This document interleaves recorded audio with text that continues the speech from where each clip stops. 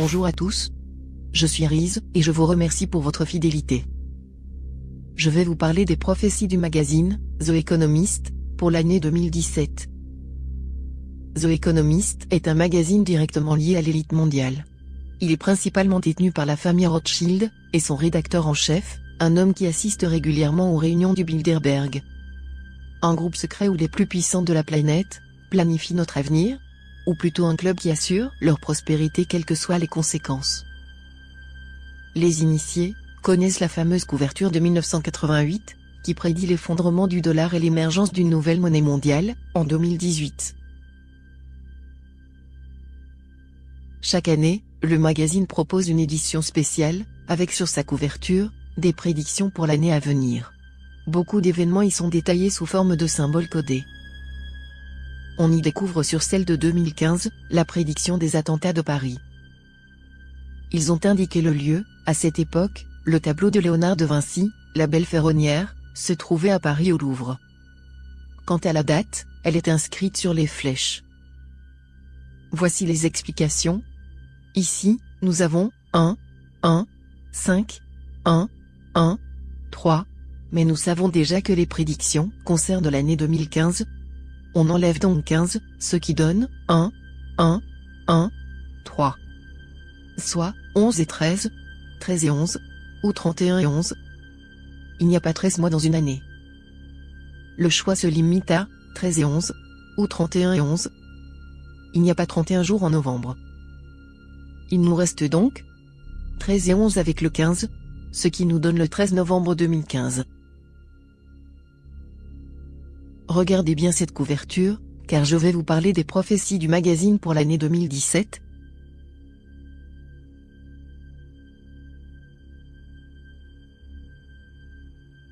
Les élites agitent une nouvelle fois le chiffon rouge, avec le risque d'une guerre de religion et la montée en puissance de la Russie. En d'autres termes, nos médias concentrent l'information sur le terrorisme et sur Poutine. Ici, on voit également la destruction brutale du Vatican, ce qui nous laisse entrevoir que le Saint-Siège pourrait subir une grave crise durant cette année. Les grands électeurs américains valident le résultat de l'élection, et nomment Donald Trump président des USA. On assiste à la cérémonie d'investiture du président américain, et cette passation de pouvoir entre Obama et Trump se déroule comme prévu le 20 janvier. On est confronté à de grandes révélations, liées à notre histoire, au sens large du terme.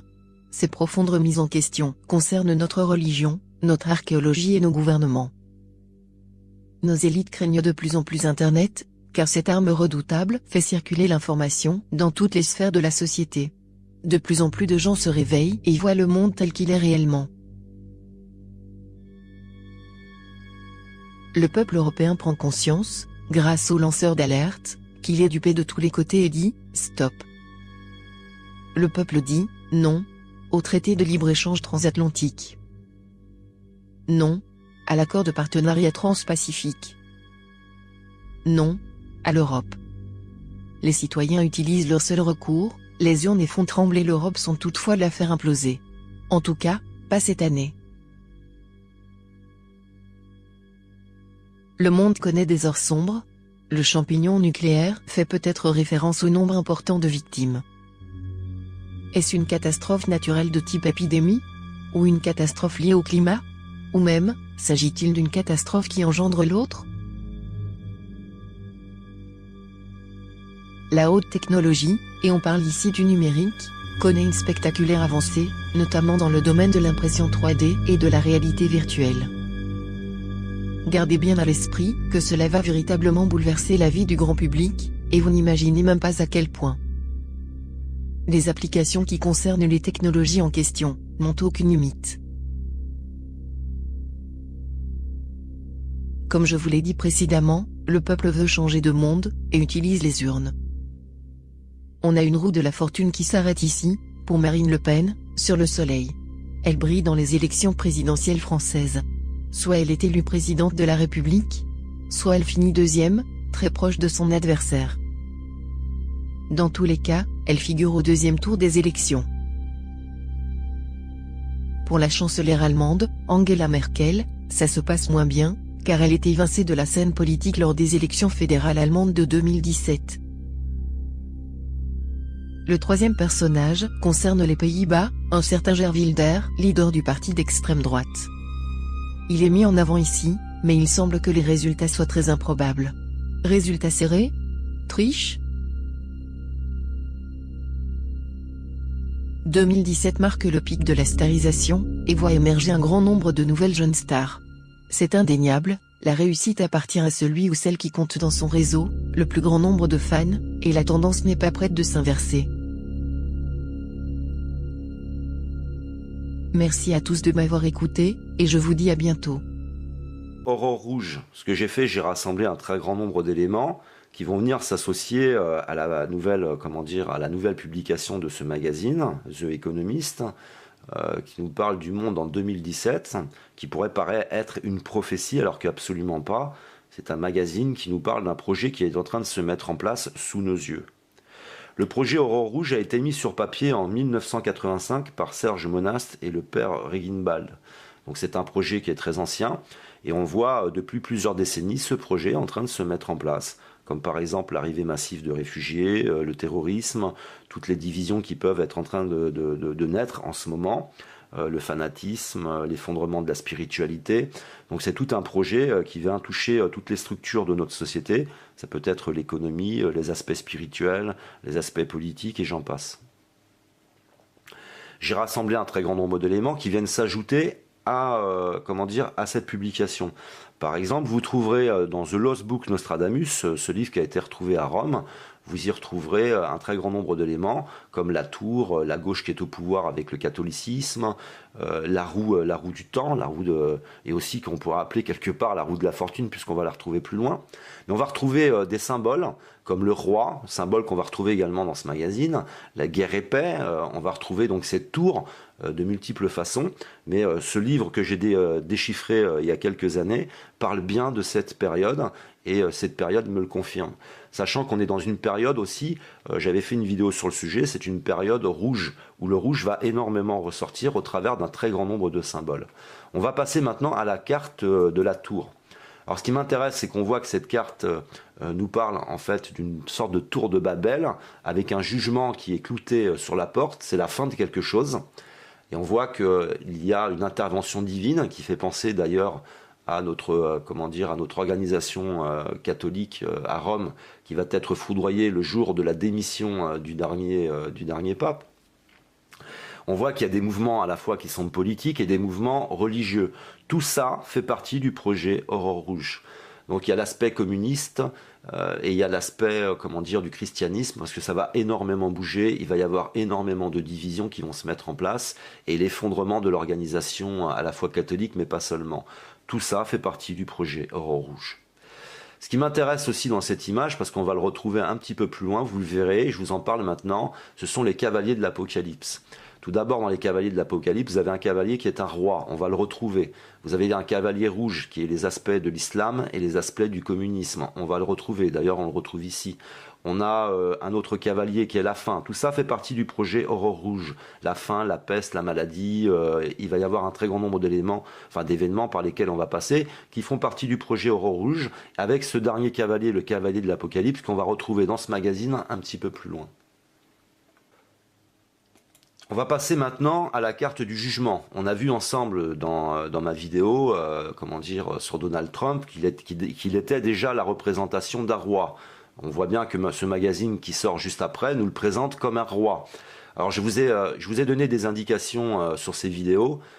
qui parle de Trump. Je n'ai pas envie de trop développer pour les abonnés. S'il y en a qui s'intéressent, qui veulent en savoir plus, eh ben regardez cette vidéo et vous verrez les informations que j'apporte. Mais vous voyez que ces informations, aujourd'hui, ressortent dans ce magazine, puisqu'il est bien la représentation d'un roi.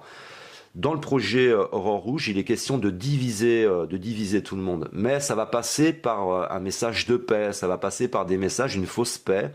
Fausse paix que l'on retrouve également dans l'aéroport de Denver, où vous avez des fresques sur les murs qui nous parlent également du projet Aurore Rouge. C'est-à-dire qu'il y a un personnage blond, un personnage d'origine allemande qui va instaurer une forme de paix, mais il va en découler derrière une guerre terrible. On va le retrouver, vous verrez, dans les différentes cartes ici, où c'est la représentation à la fois de l'Allemagne, c'est la représentation à la fois de l'islam, à nouveau, et qui vont être, tout ça, ça va être des divisions qui vont être mises en place, des manipulations, pour nous amener à un conflit qui va être terrible. Mais voilà, la carte du jugement, c'est aussi ce qui peut me faire penser à Baphomet, puisqu'il est assis sur un globe, puisque Donald Trump, de toute façon, pour moi, fait partie de l'organisation en arrière-plan, et vous verrez qu'il correspond parfaitement à ce projet Aurore Rouge. Dans le projet Aurore Rouge, il est également prévu d'éveiller la population sur tout un tas de manipulations qui sont liées aux aspects, vous savez, pyramidales.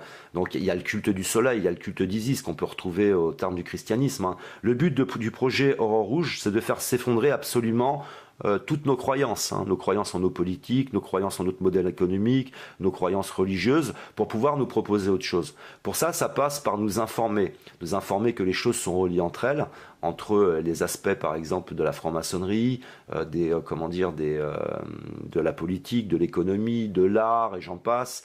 Donc il va y avoir un très grand éclairage, on a ce soleil qui est là, qui est puissant, qui nous éclaire, mais ça fait partie du projet Aurore Rouge. C'est-à-dire que c'est donner le sentiment aux gens de les éveiller, pour les décevoir, les dégoûter, pour faire s'effondrer toutes leurs croyances et pouvoir leur proposer un nouveau modèle de croyance. Alors toujours dans le projet Aurore Rouge, il est question à un moment donné de manifestations, de personnes qui s'éveillent, qui ne veulent plus de ce modèle, on veut tout rejeter. Vous voyez qu'on est dans l'obscurité, vous avez une éclipse en haut qui a été représentée par un soleil noir et une petite lune. Ça aurait été difficile de le représenter autrement, je pense, techniquement, mais on voit qu'on est dans l'obscurité. C'est un petit peu, si je traverse la vallée des ombres de la mort, je ne crains aucun mal, ton bâton et ta houlette me rassurent. Donc on a un berger qui est là, un berger très ancien, avec une barbe, avec un bâton de berger, et puis quelqu'un qui éclaire. On a cette planète qui est cassée, qui est fendue en deux, et tout ça fait partie aussi du projet Aurore Rouge. Nous allons passer maintenant à la carte de la mort. On voit un champignon atomique, on voit un soleil qui se lève tout juste, c'est l'aurore rouge. On voit ces insectes qui sont là, qui pourraient être des frelons ou peut-être d'autres insectes, peut-être des sauterelles, mais en fait qui font penser à, souvent, vous savez, les invasions d'insectes, les invasions de sauterelles, des événements qui sont liés à la nature. On voit la nature qui est dégradée, et on a ce fameux cavalier de l'Apocalypse dont je vous parlais, qui est présent ici. On voit qu'il n'y a plus d'eau, que les sources sont taries. On voit donc une image qui est absolument négative et qui nous parle de 2017. Nous allons passer maintenant à la carte du magicien. Alors la carte du magicien, elle est intéressante. Moi, je vous invite à regarder ma vidéo « Les événements incontournables ». Parce qu'on a cette boucle en haut, ce 8, qui est la description de ce qui est infini. C'est le personnage, le magicien, qu'on va retrouver dans un très grand nombre de représentations comme Baphomet, comme les anges, puisqu'il est question en fait dans ces cycles dans lesquels nous vivons, ces cycles qui se représentent, de passer systématiquement par des catastrophes, c'est-à-dire que tous les empires finissent toujours par s'effondrer, la population elle n'est plus véritablement informée de tout ça, même si tout ça est gravé dans la pierre. On voit donc qu'il y a un système de cycle qui est là, qui se remet en place. Donc en fin de compte, vous avez deux possibilités. C'est où le cycle se remet en place et on va passer à une population qui va s'éveiller, qui va changer de dimension, passer des aspects de l'impulsivité, de l'émotion, de l'individualisme, du consumérisme et j'en passe, pour aller dans la dimension de l'esprit. Ou alors vous avez l'organisation qui va nous proposer d'entrer dans les technologies. C'est-à-dire que dans le projet Aurore Rouge, il est justement question de prendre le contrôle au travers des technologies, au travers de l'informatique. C'est pour ça qu'il faut véritablement s'intéresser au projet Aurore Rouge pour voir qu'il y a véritablement une organisation en arrière-plan qui a des intentions pour le futur. Nous allons passer à la carte, comment dire, la roue de la fortune, ou qu'on pourrait aussi appeler la roue de l'infortune. Alors on a différents personnages, hein. J'ai expliqué il y a déjà très longtemps que Marine Le Pen va forcément s'élever, puisque plus ça va mal, plus il y a de division, plus vous allez avoir, comme en Ukraine, le nazisme qui s'élève, le fascisme. On est toujours dans ce projet Aurore Rouge, question de mettre en place des personnages au travers de mécanismes qui sont sociologiques et psychologiques, des personnages de plus en plus violents et qui nous divisent davantage, puisque le but, bien sûr, est l'anéantissement complet de l'organisation, une division absolue, qu'on soit vraiment divisé par toutes sortes de choses, hein. Je l'explique dans mes vidéos, l'homme et la femme sont divisés, les enfants sont divisés des parents, les jeunes et les vieux ne s'entendent plus, les actifs et les non-actifs ne s'entendent plus, il y a des divisions par notre culture, notre langage, et on retrouve exactement aussi ce phénomène dans le chapitre qui parle de la tour de Babel, où les peuples seront éparpillés, ne parleront plus le même langage, et il y aura une très très grande division. Donc la roue de la fortune, c'est comment dire, une Angela Merkel qui va s'effondrer, qui va en quelque sorte qui va passer par la roue de l'infortune. On voit bien qu'il y a le système de vote. On a Marine Le Pen qui va s'élever tout naturellement, hein, comme ce qui s'est passé par exemple aux États-Unis. On va tous penser que tout ça va nous amener à des changements positifs, alors qu'en la réalité, c'est la continuité du projet Aurore Rouge. On nous parle également des Pays-Bas, puisque Geert Wilders a des problèmes, mais je ne suis pas certain que ce soit véritablement Geert Wilders ou comment dire, les Pays-Bas, mais je l'imagine. Alors ce qui est intéressant dans ce magazine, c'est que j'ai retrouvé énormément de personnes qui font des vidéos et qui nous parlent de la planète X, une planète qui serait peut-être rouge. Les catholiques pensent qu'au moment de la planète X, le passage de cette planète qui amène des catastrophes, beaucoup de personnes vont vivre l'enlèvement. Mais dans le projet Aurore Rouge, il est aussi chez eux question d'un changement d'ordre où on va nous offrir un monde meilleur.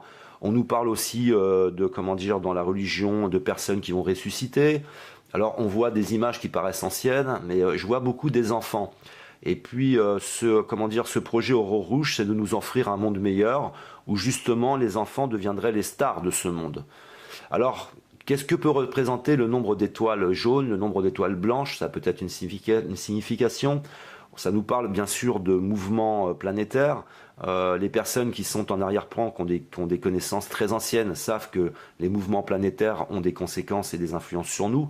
Et il y a aussi dans ce projet Aurore Rouge l'utilisation par exemple de l'électromagnétisme, de tout un tas d'outils pour finir par prendre le contrôle au travers d'une très grande dégradation. Je vous assure, intéressez-vous au projet Aurore Rouge parce que vous verrez au travers de ce courrier qui a été écrit en 1985, vous verrez bien que les choses se sont réellement mises en place depuis et avec exactitude. Donc voilà, c'est pas évident cette carte, ni d'autres, il y en a d'autres qui sont pas faciles. Et vraiment, ça sera avec plaisir que vous donniez votre avis. Ou si vous avez réalisé des vidéos, vous connaissez d'autres vidéos, des blogs, des sites qui en parlent, n'hésitez pas à mettre dans les commentaires des redirections pour avoir des informations complémentaires. Voilà, pour ceux qui s'intéressent maintenant au projet Aurore Rouge, qui voudront aller un petit peu plus loin, allez voir les fresques de l'aéroport de Denver, intéressez-vous à cet aéroport, parce que vous verrez que c'est à peu près ce qui nous est proposé dans Aurore Rouge, hein. Il y a tout d'abord un personnage blond aux yeux bleus qui est d'origine allemande, qui va venir, qui va instaurer la paix, mais cette paix va être de courte durée, puisqu'après vous avez, cette fresque est une suite logique qui amène à une guerre, avec une guerre bactériologique, chimique, avec des produits, enfin en tout cas des armes interdites par la Convention de Genève. Ce personnage, en fait, au préalable, dans la première image, il est allongé par terre, il y a des colombes de la paix, mais vous allez le retrouver après, ce personnage qui tue les colombes de la paix, et une guerre qui explose avec l'islam, l'Allemagne, des armes qui sont interdites, voyez, et tout ça est dans le projet Aurore Rouge pour une prise de pouvoir au final, parce qu'il s'agit de limiter la quantité d'êtres humains sur Terre. Et on le retrouve également sur ce monument qui a été installé récemment, où il y a encore ce projet Aurore Rouge. Donc on voit bien qu'en fin de compte, que tous les messages qui sont passés par les sociétés en arrière-plan, les sociétés occultes, ramènent à peu près au même message. Maintenant, je peux délirer, hein, moi je vous amène mon point de vue après de très nombreuses recherches, et même si vous n'êtes pas d'accord, votre avis de... Bonjour à tous, on va passer à la numéro 2 en ce qui concerne cette revue The Economist. J'ai fait tout d'abord une première vidéo, c'est une vidéo d'accroche qui va être référencée sur internet avec des mots-clés. Et l'ensemble des vidéos qui vont suivre sur ce magazine ne vont pas être référencées. Moi je ne crois pas forcément au hasard, mais ce qui veut dire que si vous tombez sur cette vidéo, c'est qu'à un moment donné, vous cherchez quelque chose. On a vu ensemble dans cette vidéo que j'avais postée avant de découvrir ce magazine, que nous avons bien en cette fin de période un changement en fait de cycle. Nous allons entrer pleinement dans l'ère du Verseau. J'ai largement développé sur le fait qu'on a été privé de l'âge d'or de l'ère du Poisson et qu'il va être question de nous priver à nouveau de cet âge d'or. Il va y avoir donc deux grandes organisations qui vont se combattre, deux grands états d'esprit. Vous avez, dans ce changement d'ère et dans ce changement de cycle, à la fois une organisation qui se fait par la force des choses, qui est parfaitement naturelle, et vous avez une organisation humaine, elle, qui veut garder le contrôle. Pour moi, il ne s'agit pas uniquement de parler de francs-maçons, d'Illuminati. Ce serait pour moi une grande erreur, c'est une façade. Et pour moi, c'est tout ce qui concerne l'économie, ceux qui tiennent l'économie américaine, qui veulent contrôler le monde. Ce sont les organisations financières américaines. Donc, pour me comprendre, il faut déjà au préalable avoir vu cette vidéo. C'est les vérités que l'on nous cache. Si vous n'avez pas vu cette vidéo, vous n'allez pas me comprendre pour vous expliquer que notre ennemi est là, et derrière toute cette histoire. Deuxièmement, il faudrait bien comprendre qu'on est aussi dans une période de bouleversement climatique. Ça va être l'une des plus dures. Donc quand il y a un ordre qui s'effondre, un autre renaît. Et c'est là qu'est toute la symbolique en fait de cette période qu'on appelle aurore rouge, puisqu'en fait dans l'alchimie, c'est la dernière phase pour passer à une évolution. Et en vous rappelant que quand nous changeons d'air, nous passons à une évolution. Donc dans cette vidéo, je voudrais tout particulièrement parler de cette carte, la carte de l'ermite.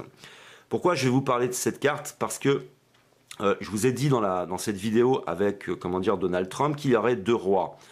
Une période qui est rouge, qui est une période qui est liée à l'alchimie et qui est liée à Mars et à la guerre. Mais le rouge, vous allez voir qu'il va énormément ressortir, comme par exemple avec Vladimir Poutine. Vladimir Poutine qui va inaugurer le soleil rouge sur la place rouge, en Russie.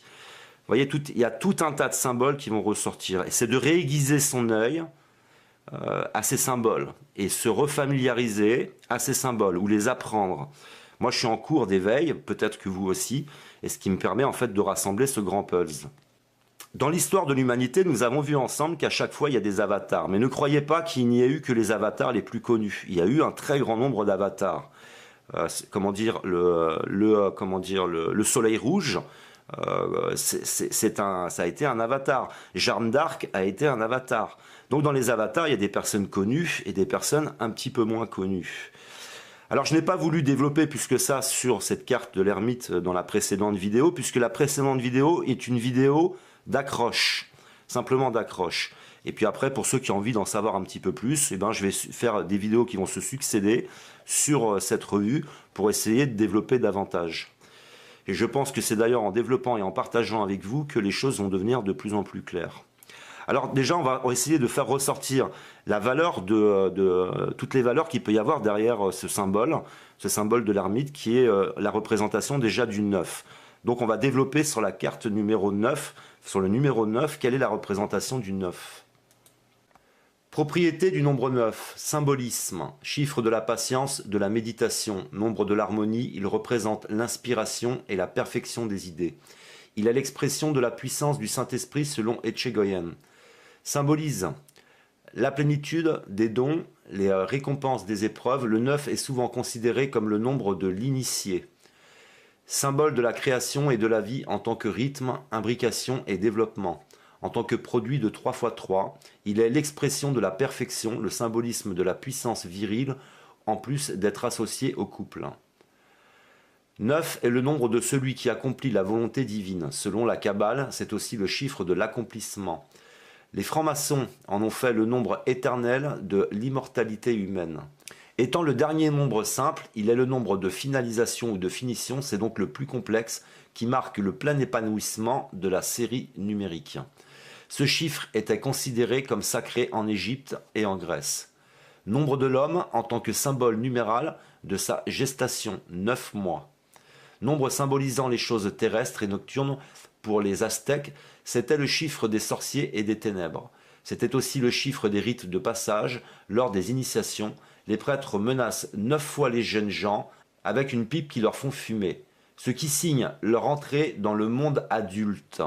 Donc je vous ai souvent parlé qu'on allait évoluer un petit peu comme si l'humanité était une adolescente et qu'on allait passer au monde adulte. Pour les Mayas, le soleil nocturne devait descendre 4 marches jusqu'au nadir, qui était la 5e marche, et 4 autres pour remonter, soit 9 marches en tout. Alors on parle souvent aussi de période de jour, période de nuit, ce qui signifie que 9 et 5 étaient associés à la nuit. Chaque marche était assignée à un dieu, et les 9 dieux qui gouvernaient le monde inférieur sont figurés autour de la crypte de la pyramide de Palenque. Nombre de la hiérarchie représentée par les 9 cœurs des anges représente les 3 manifestations divines dans les 3 plans, monde de l'esprit, monde de l'âme, monde de la matière, ce qui donne une triple manifestation de la Trinité, 3 fois 3. Symbole de la multitude, après Parménide, concerne les choses absolues et est le symbole de la totalité de l'être.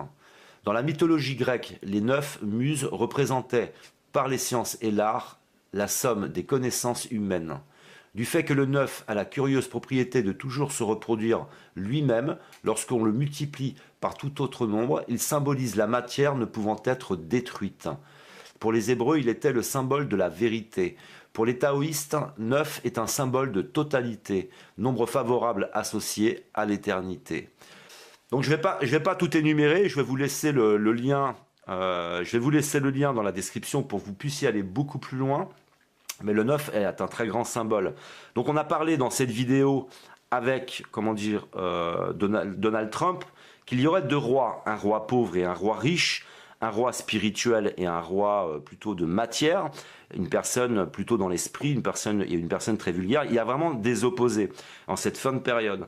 Et je pense que donc que cette carte est la représentation la personne soit qui va arriver qui est l'avatar, soit de personne qui va arriver qui va précéder l'avatar. Parce qu'en combien d'étapes tout cela va se passer. Mais je voulais déjà relever un petit peu les symbolistes du 9, puisque le 9 c'est l'homme neuf, c'est l'homme qui est tout neuf. Maintenant on va passer sur la représentation dans le tarot du personnage l'ermite. Alors l'ermite, arcane 9, belle âme d'autonomie, d'intériorité et d'individualisation. L'ermite est une carte de mouvement bien qu'il soit lent. Par conséquent, elle se réfère à tout ce qui est destiné à évoluer. Vous voyez, on est toujours vraiment dans ces aspects d'évolution. Il s'agit d'une gestation lente et profonde. Cette lame représente ce qui est solide, concret, profond et que le temps permet de faire mûrir. La lenteur symbolise la prudence, la réserve, la discrétion, la patience, le sens du devoir, c'est la recherche méthodique de la vérité.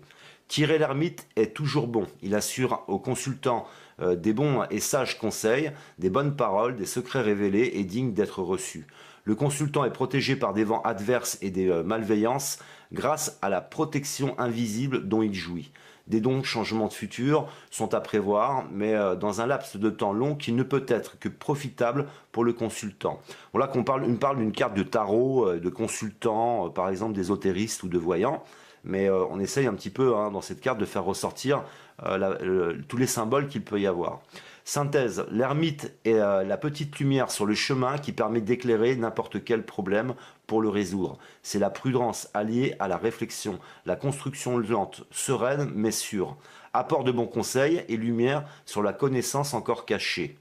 Résumé, méditation, introspection, solitude, approfondissement, recueillement, sagesse intérieure, isolement, réserve, concentration, vérité, ne pouvant être révélée qu'à ceux qui sont dignes de la recevoir, protection occulte, sens élémentaire et mots-clés, introspection, sagesse, intériorité.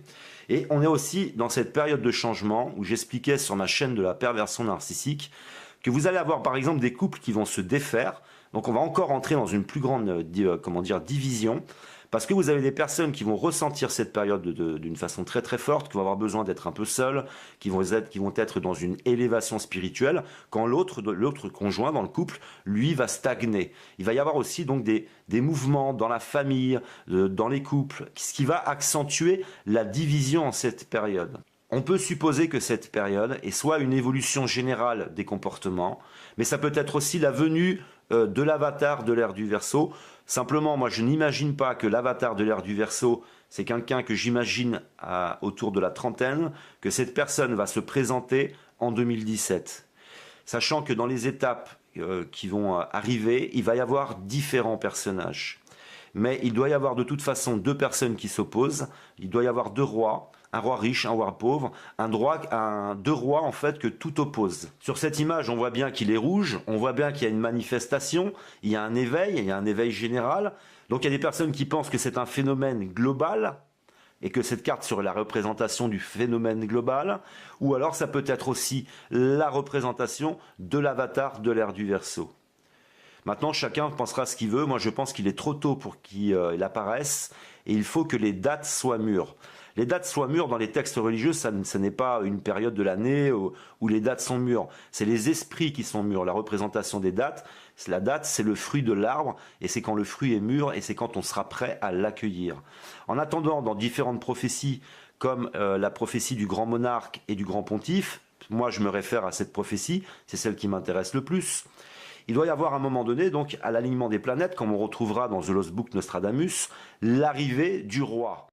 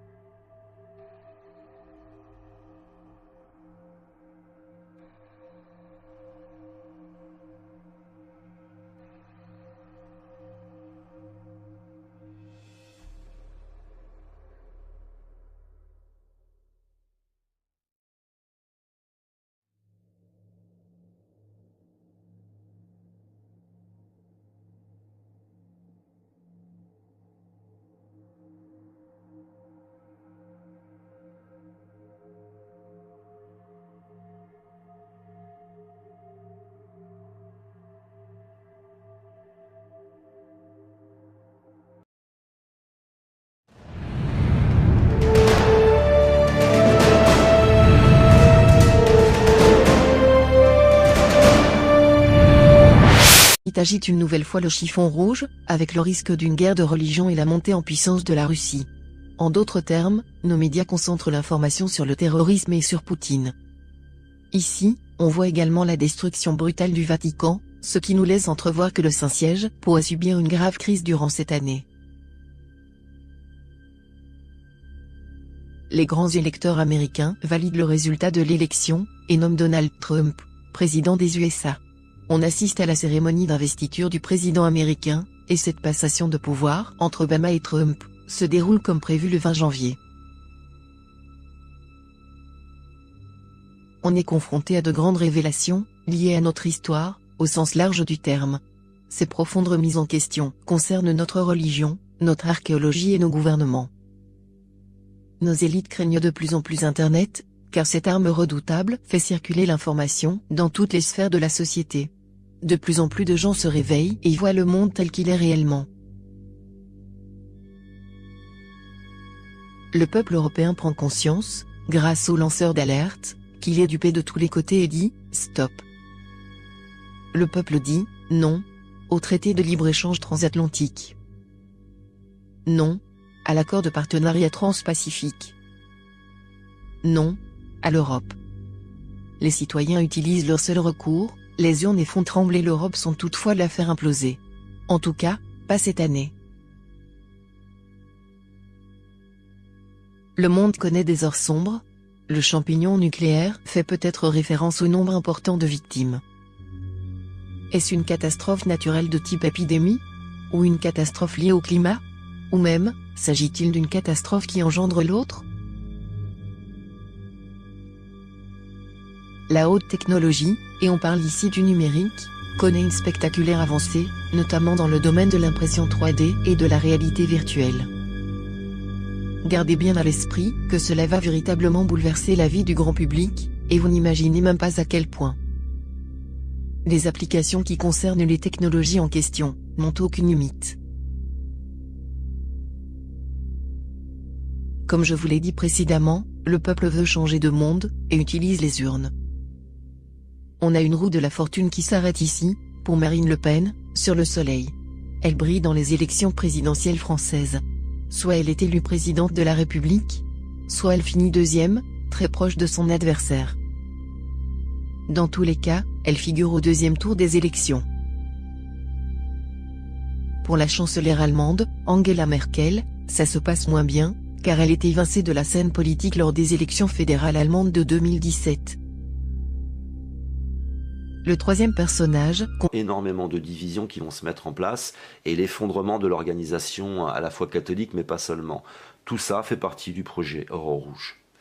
Ce qui m'intéresse aussi dans cette image, parce qu'on va le retrouver un petit peu plus loin, vous le verrez, je vous en parle maintenant, ce sont les cavaliers de l'Apocalypse. Tout d'abord, dans les cavaliers de l'Apocalypse, vous avez un cavalier qui est un roi, on va le retrouver. Vous avez un cavalier rouge qui est les aspects de l'islam et les aspects du communisme, on va le retrouver, d'ailleurs on le retrouve ici. On a un autre cavalier qui est la faim. Tout ça fait partie du projet Aurore Rouge. La faim, la peste, la maladie, il va y avoir un très grand nombre d'éléments, enfin d'événements par lesquels on va passer, qui font partie du projet Aurore Rouge, avec ce dernier cavalier, le cavalier de l'Apocalypse, qu'on va retrouver dans ce magazine un petit peu plus loin. On va passer maintenant à la carte du jugement. On a vu ensemble dans ma vidéo, sur Donald Trump, qu'il était déjà la représentation d'un roi. On voit bien que ce magazine qui sort juste après nous le présente comme un roi. Alors je vous ai donné des indications sur ces vidéos qui parlent de Trump. Je n'ai pas envie de trop développer pour les abonnés. S'il y en a qui s'intéressent, qui veulent en savoir plus, eh bien regardez cette vidéo et vous verrez les informations que j'apporte. Mais vous voyez que ces informations aujourd'hui ressortent dans ce magazine puisqu'il est bien la représentation d'un roi.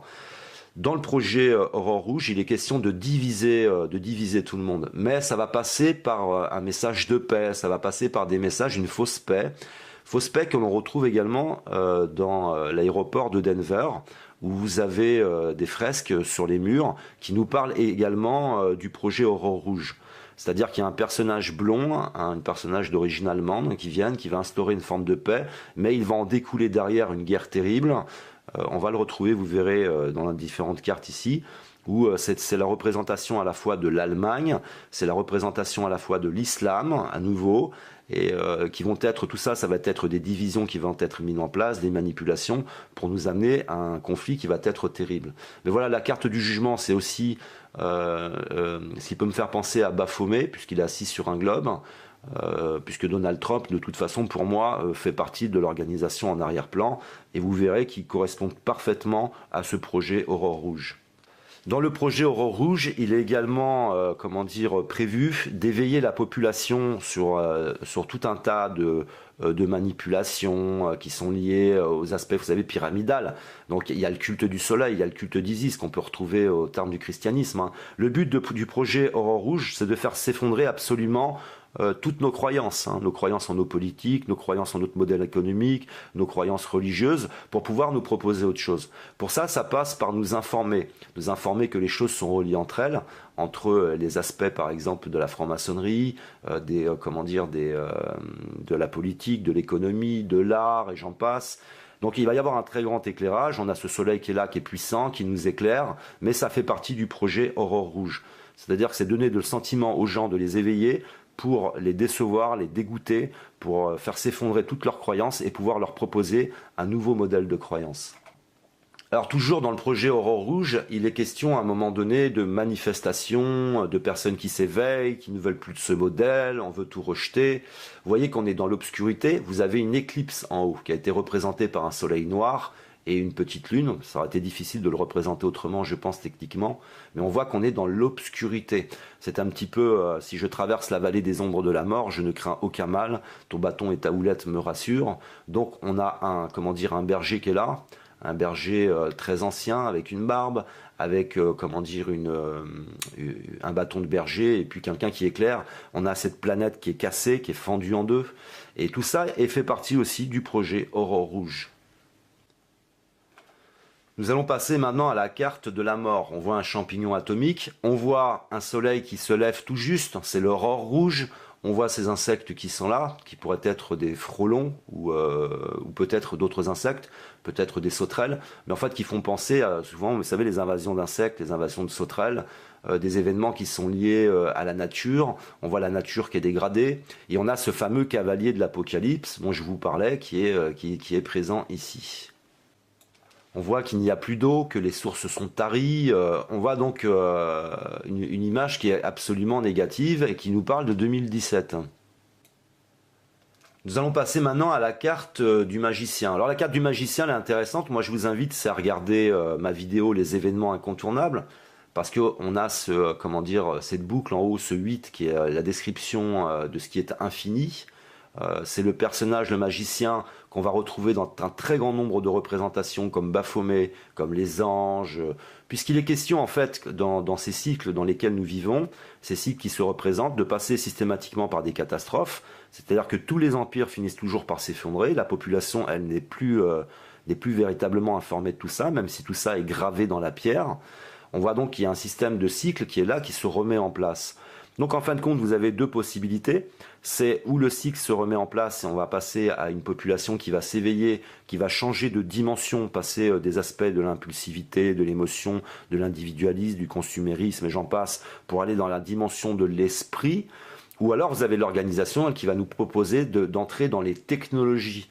C'est-à-dire que dans le projet Aurore Rouge, il est justement question de prendre le contrôle au travers des technologies, au travers de l'informatique. C'est pour ça qu'il faut véritablement s'intéresser au projet Aurore Rouge pour voir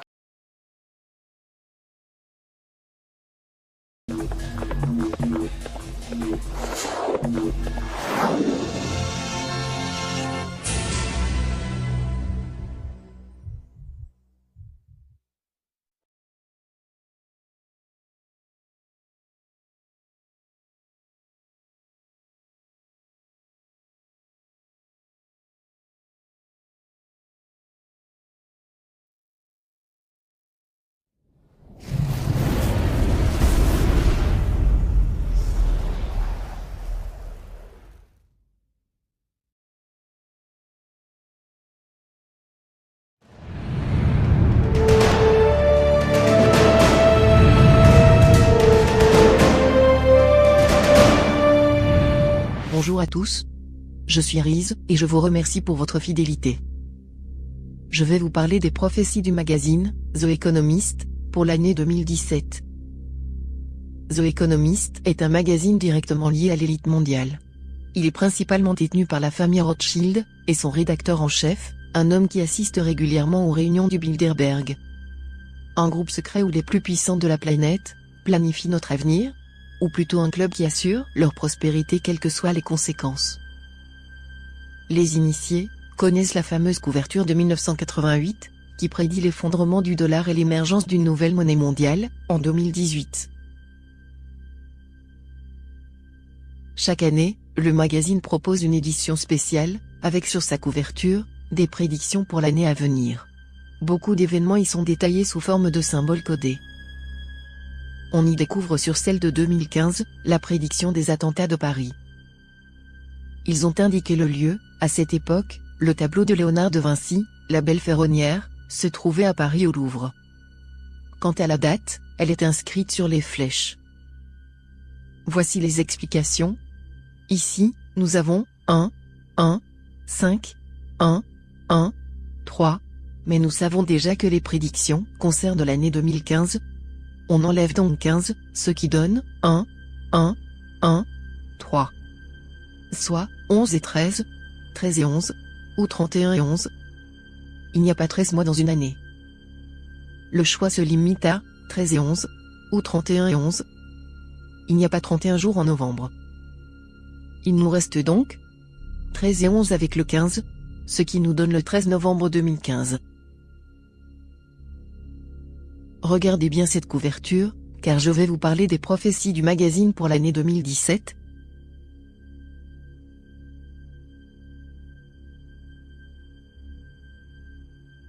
Les élites concernent les Pays-Bas, un certain Geert Wilders, leader du parti d'extrême droite. Il est mis en avant ici, mais il semble que les résultats soient très improbables. Résultats serrés?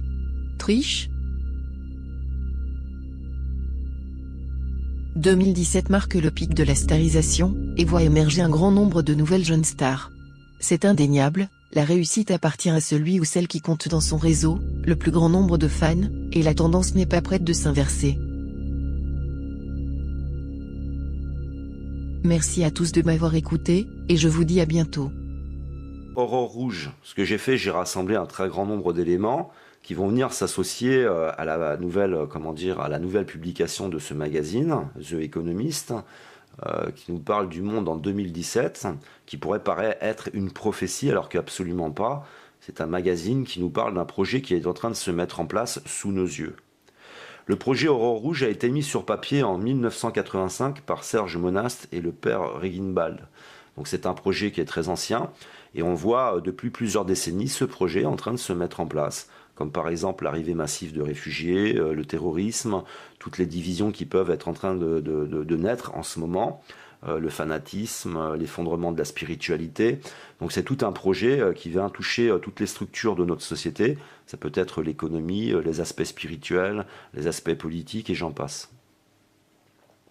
J'ai rassemblé un très grand nombre d'éléments qui viennent s'ajouter à cette publication. Par exemple, vous trouverez dans The Lost Book Nostradamus, ce livre qui a été retrouvé à Rome, vous y retrouverez un très grand nombre d'éléments, comme la tour, la gauche qui est au pouvoir avec le catholicisme, la roue du temps, et aussi qu'on pourra appeler quelque part la roue de la fortune, puisqu'on va la retrouver plus loin. Mais on va retrouver des symboles, comme le roi, symbole qu'on va retrouver également dans ce magazine, la guerre et paix, on va retrouver donc cette tour de multiples façons, mais ce livre que j'ai déchiffré il y a quelques années parle bien de cette période, et cette période me le confirme. Sachant qu'on est dans une période aussi, j'avais fait une vidéo sur le sujet, c'est une période rouge, où le rouge va énormément ressortir au travers d'un très grand nombre de symboles. On va passer maintenant à la carte de la tour. Alors ce qui m'intéresse, c'est qu'on voit que cette carte nous parle en fait d'une sorte de tour de Babel, avec un jugement qui est clouté sur la porte, c'est la fin de quelque chose. Et on voit qu'il y a une intervention divine qui fait penser d'ailleurs à notre organisation catholique à Rome, qui va être foudroyée le jour de la démission du dernier pape. On voit qu'il y a des mouvements à la fois qui sont politiques et des mouvements religieux. Tout ça fait partie du projet Aurore Rouge. Donc il y a l'aspect communiste et il y a l'aspect, comment dire, du christianisme, parce que ça va énormément bouger. Il va y avoir